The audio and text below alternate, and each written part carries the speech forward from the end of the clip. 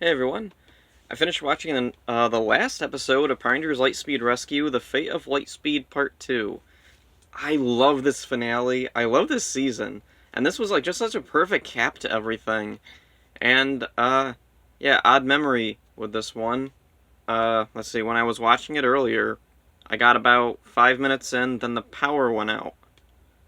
Fortunately, I have my phones all fully charged. I was able to go look up the episode and watch it there. But then the power came back on, so I had to leave, deal with that, and then I came back, watched the rest on my Blu-ray player there. So yeah, roundabout way of doing things. But anyway, yeah, have my notes here. Synopsis: Kelsey, Chad, Joel, Dana, Captain Mitchell, Miss Fairweather. They're still trapped in the Aquabase. Uh, we get to see a few scenes of them like comforting each other because this is a pretty dire situation. They might not get out. And then we have Fairweather talking to Joel, and uh, Joel is kind of losing hope here. And Fairweather says that she'd like to go on a date with him after this is over, and she really means it. So let's see. Then they're looking around, looking for a way to get out.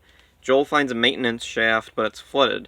Chad goes through to see if they can swim through it. Turns out they can. He comes back, tells the others, and meanwhile, during all that, Bianchira is, let's see, Jinxer still has control of the Omega Megazord.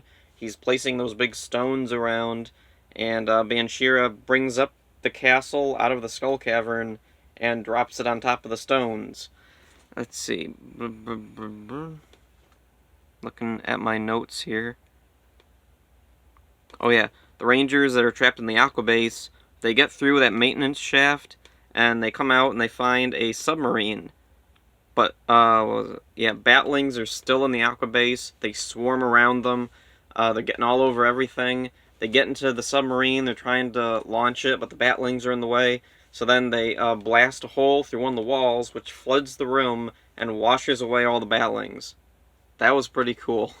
And they just shoot the submarine right out the hole in the wall. That was really cool. I love that effect. It was really neat.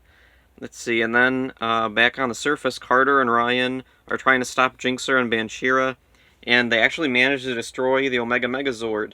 They're on was the mobile armored vehicle?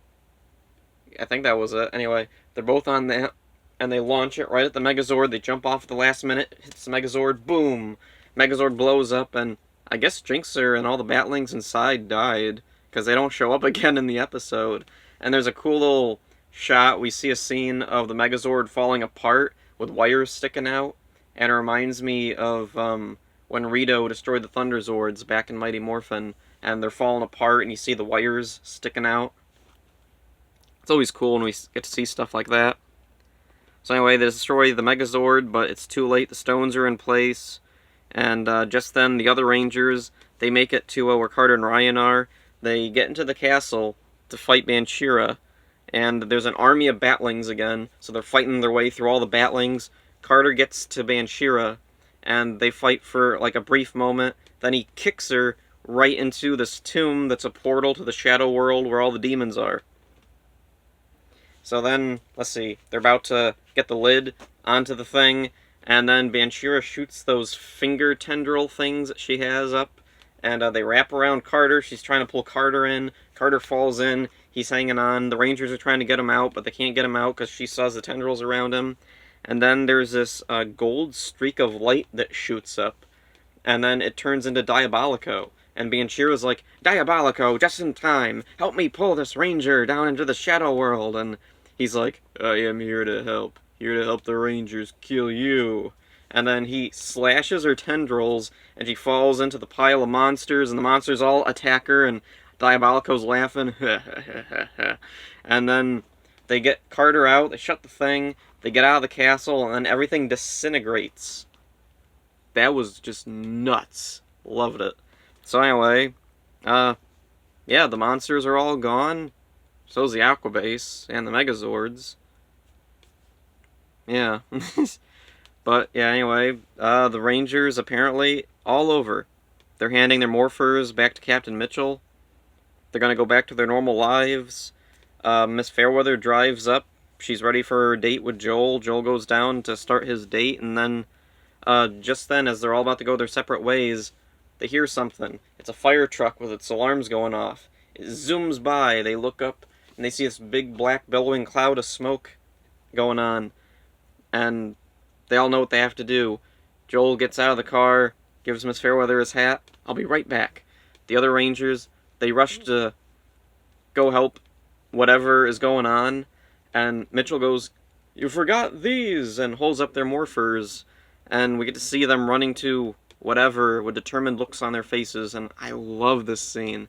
I always love, like, this kind of, like, sense of duty type of characters. Something really appealing about that to me. So, there's the end. Not very plot-heavy, this episode. It's a finale episode. The first half of the finale was more setting up, like, what everything going on was. This one was just the conclusion, basically, and yeah. So, not a lot really to talk about plot-wise, but man, it's such a satisfying ending to see, like, all these things just come together. And we get to see Banshira's finally defeated. We get to have kinda, sort of, a redemption thingy for Diabolico. Not really. Like, he's still a bad guy. Oh, and there's an interesting thing. When he is the gold streak of light zipping up, it reminds me a lot of, back early in Lightspeed, when, Captain Mitchell is remembering how Ryan was taken away. We see, let's see, he's hanging on to the cliff with Ryan and Dana, and then this gold streak comes up, and it turns into Diabolico. It's very similar. It must have been intentional that they did that, wasn't it? If it wasn't, then I'm surprised that was a big coincidence. Anyway, yeah, not really much to say about it. I love this finale episode.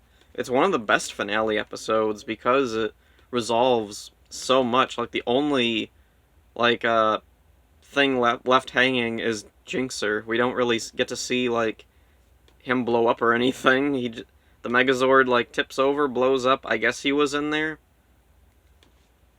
Huh.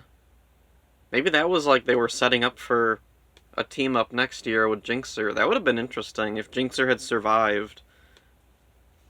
Kind of like at the end of Samurai, where Octoroon survives, and everyone thought it was setting up something, and turns out, nope.